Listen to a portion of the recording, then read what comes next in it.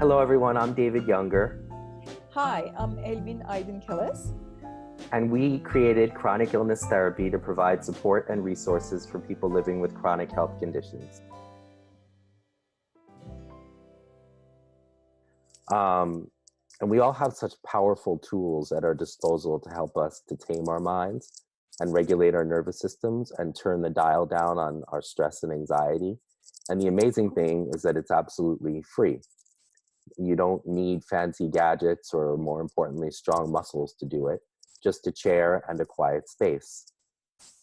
Mindfulness and meditation have revolutionized my life, and I'm sure they can help everyone out there, you included, as well. It's helped me to be more present with my wife, kids, and my work, to be more aware of my feelings, to communicate better, to sleep better at night, to manage anxiety, and has helped tremendously in coping with depression.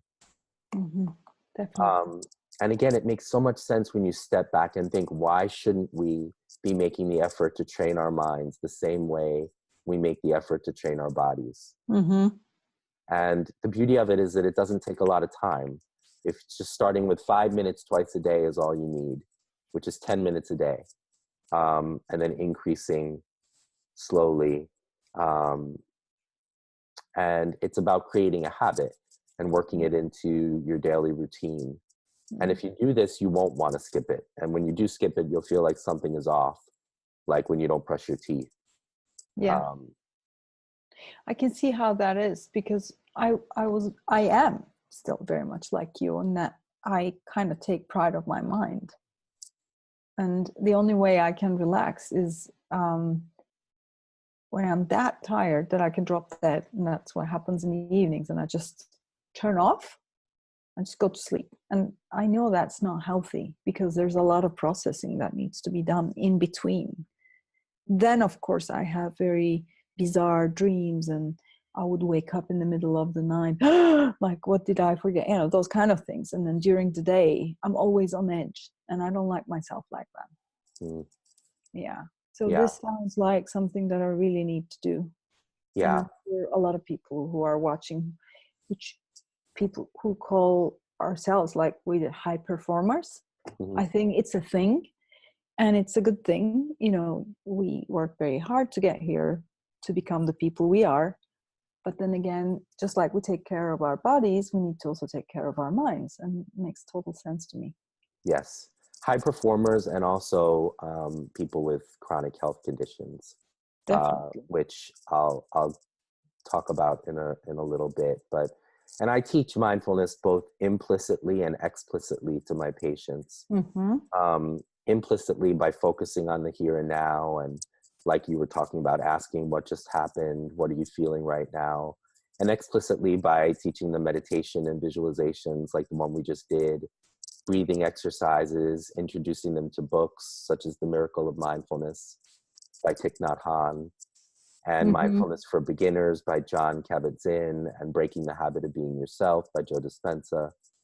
And there's been so much research, especially in the last couple of decades, about why and how mindfulness is useful for people with chronic health conditions. Studies in the American Psychological Association, the Journal of the American Medical Association, the New England Journal of Medicine, Annals of Family Medicine have shown that mindfulness practices provide many benefits, including reducing psychological and physiological distress, reducing emotional reactivity, which means bringing awareness to our emotions and creating space for an appropriate response, reducing emotional exhaustion, reducing self-criticism, anxiety, and depression, reducing rumination, improving focus and working memory, increasing cognitive flexibility, improving communication, and improving job and relationship satisfaction.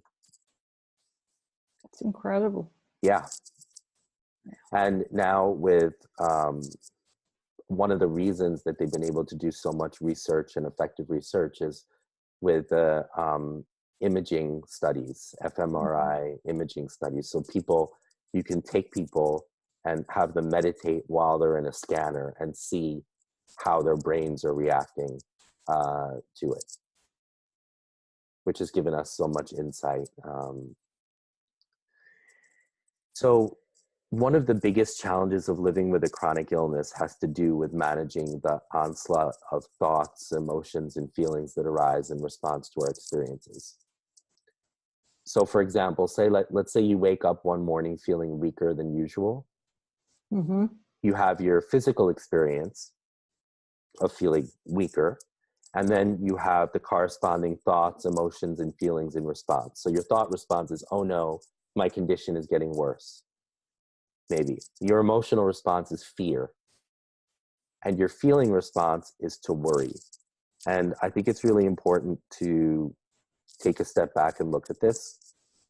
And number one, to create some clarity about, at least this is my perspective about what the difference is here between an emotion and a feeling. Mm-hmm. Emotions are predominantly physiological experiences that come and go relatively quickly. So we often have simultaneous reactions to our emotions that revolve around clinging to the sensation if it's positive, or pushing it away if it's negative. Mm-hmm. So if, for example, we cling to an emotion of joy and want to get rid of an emotion of fear. So if we return to our example, there's an initial physiological response of experience of weakness when you wake up in the morning, followed almost simultaneously by a recognition of the sensation of weakness and an emotional fear response. I love that. That's a very good Then, distinction. yeah, I mean, and this is all happening at the same time. So it's not like you're sitting there and like, oh, you can, it's not like it's happening like dominoes. It's kind of all happening, feels like it's happening simultaneously, often outside of our awareness. Because then there's an almost simultaneous reaction to the fear of wanting it to go away, and also thoughts about your condition getting worse. So the thoughts in response to the emotion, in response to the initial experience of weakness, all serve to create a more sustained feeling state of worry. So you have the weakness, which is the physical response, the physical feeling.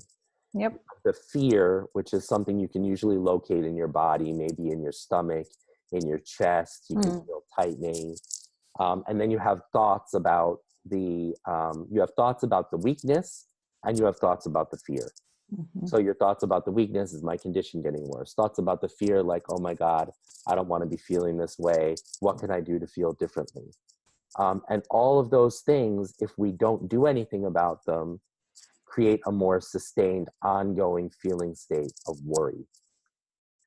And this might seem tedious to break apart, but it's so important to step back and understand this process.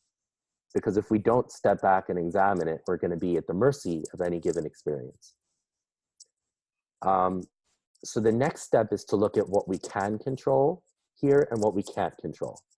If we focus on what we can't control, it will inevitably contribute to a sense of helplessness, which will only serve to exacerbate the bad feelings, because all of these feelings feed off each other. If we focus on the emotion by trying to get rid of it, we'll be feeding the bad feelings and the helplessness. In other words, the initial physiological experience of weakness and the emotion are the things we can't control. They already happened. Mm-hmm. The thoughts and the ensuing feelings are the things we can work on observing, understanding, and changing. So if we go back to the example, you wake up feeling weak, have an emotional fear response, you have thoughts about your condition getting worse, you recognize that you're having that thought. Mm-hmm. That's a key piece here. Practice allowing it to come and go without feeding it or attaching to it. This awareness and subtle intervention serves a hugely important purpose. It breaks the bridge between the anxious thought and creating an ongoing anxious feeling state. Mm-hmm. So anxiety, as we know, takes up a tremendous amount of mental space. The more anxious you are, the more myopic your vision becomes. Your entire nervous system enters into fight, flight, and increased stress hormones. Paying attention to your thoughts and the impulsive nature of the mind is like a superpower. Breaking the bridge means you do not go into fight flight and your stress hormones don't increase. It means you have more space to think and feel and deal with the situation in a way that will be better for you. Totally. Yeah. So this is all easier said than done. It's not a linear process. It's a practice to cultivate and work on an ongoing basis. And once you do it, sorry to interrupt, but once you do it and you feel it, you feel yourself differently, it will be a great option to come back to. I think one should do it because it helps, as opposed to I have to do this. It's so important.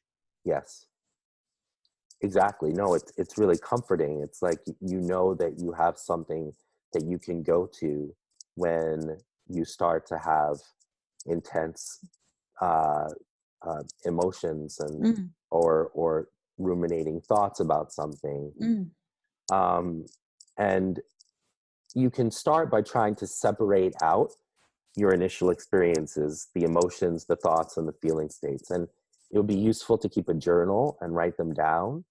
And also try to come up with alternate thoughts and feelings. And it's difficult stuff, but I can't overestimate how important it is. And most importantly, to be patient and compassionate with yourself. So one question. Yes. Do we have to do this sitting down, or can we do it like walking or something? There are walking meditations. The great thing is there's so many different kinds of meditations. You can do guided meditations. You can do silent meditation. You can meditate lying down if you need to, if it's more comfortable. Walking, there are walking meditations. You can go onto YouTube or on Amazon and find, provide some resources too. Again, I think Jack Kornfield and Tara Brach have great guided meditations. You can take classes. The reason why I'm asking is I realized a while ago that I can empty my mind, so to say, and feel really at ease with myself after I take a walk with the dog in the morning, as opposed to just trying to sit down and relax. It's just something that I feel very uncomfortable, uneasy. Same thing when I try to meditate. And when I do yoga, for example, I naturally meditate. My mind goes into that state of, I don't know, like it's this incredible place where I feel like alone with myself, and I don't feel like I have to do anything, just to be. And I feel really great. And then I almost wake up at the end of the class to this really fresh mind. And I imagine you're talking about something similar here as a process. Yes, and I'm a big fan of whatever works for you is the right thing to do. I'm just throwing it out in there because some people may benefit from that if they're as fidgety as I am. Yes. And maybe in time, I will be able to do it by just sitting down. Well, the key here, though, for people that are more fidgety or are intimidated or by the idea of doing it, like sitting down for 20 to 30 minutes and meditating, start with 2 minutes a day. So there's an app, for example, called Headspace, which is free. You can download it, and they have beginner meditation packs, and you can start with 2 minutes, 5 minutes, 10 minutes, 15 minutes, 20 minutes. So don't start with 2 minutes twice a day. And it doesn't look like, if you sit there for 2 minutes and your mind is racing the whole time, that's okay. That's expected. That's fine. Just the consistency is the most important thing. Okay. Keep doing it, paying attention, and you're inevitably going to have times when you start to recognize more and more the thinking, and you're labeling the thinking, and you start to create this awareness that it's almost like there's a separateness between you and your thoughts and your mind. And there's an observer, and then there's the mind. And obviously it's all part of the same package. But you start to realize, oh, I'm not at the mercy, like I have more agency, more control over what's going on here. Okay. I love it. Yeah. Fantastic. Okay. David, thank you so much. It was such a wonderful way to get into mindfulness. It's not as overwhelming, and it's a great way to start. And I will certainly check out Jack Cornfield's and Tara Brack's work. I will have practiced some mindfulness by next week. Thank Great. you. Yeah, that was great. And please, if this was helpful, like and share and subscribe. And you can check out our website, chronicillnesstherapy.com, and our Facebook page, Chronic Illness Therapy. And we'll see you next week. Wonderful. Thank you.